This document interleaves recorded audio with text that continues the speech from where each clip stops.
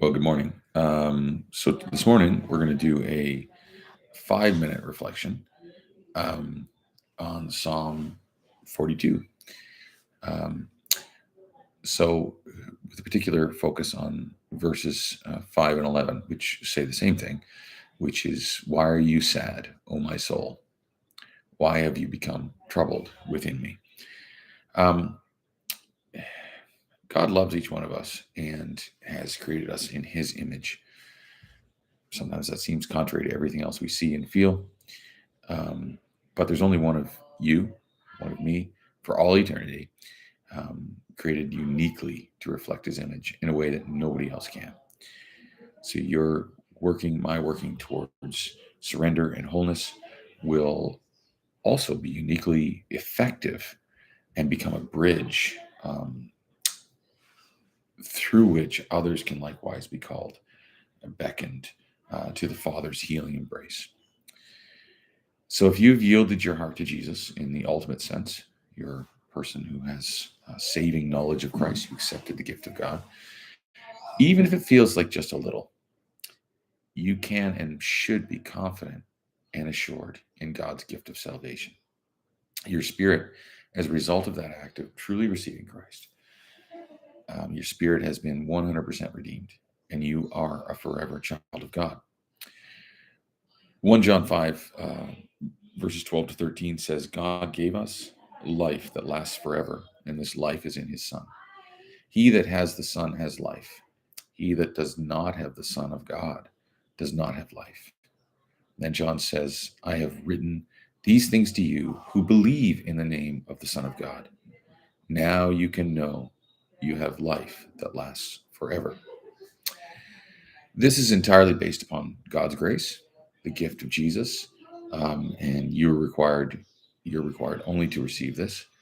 That demands a choice, an act of your volition or will. Our capacity to decide or to make that choice can, for sure, be impaired by trauma and hurt. But His voice has the capacity, the ability, by His Spirit, to cut through multiple layers of hurt and fear, and and He is called where He is called. He is sufficient to heal and liberate. Paul wrote to the Philippians, the church in Philippi, verses 1-6. He says, "I'm sure that the God who began a good work in you will keep on working in you until the day Jesus Christ comes again." This process of yielding is a choice to respond to God's gentle wooing within. Again, it's an act of the will.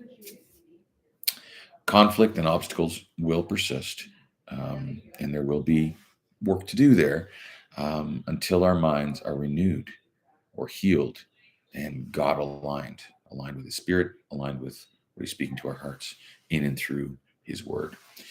Um, from here, our new or true identity is implanted. For sure, we have a sure seed that's been implanted, and it begins to reveal who we are as the children of God.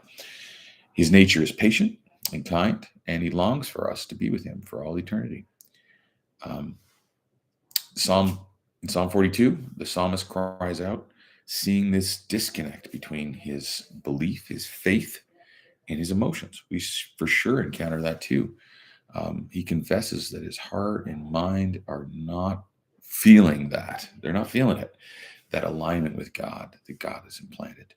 I encourage you to read Psalm 42. Read it, pause, meditate, reflect, drink from that, with a particular focus on those two verses in which David acknowledges that conflict within. And may be blessed. May you be blessed as you read the word and thereby connect with and reflect with God in this beautiful journey. Um, God bless you. There will be a longer teaching on Psalm 42 at some point, but I'm going to try to do some of these 5 minute videos. God bless.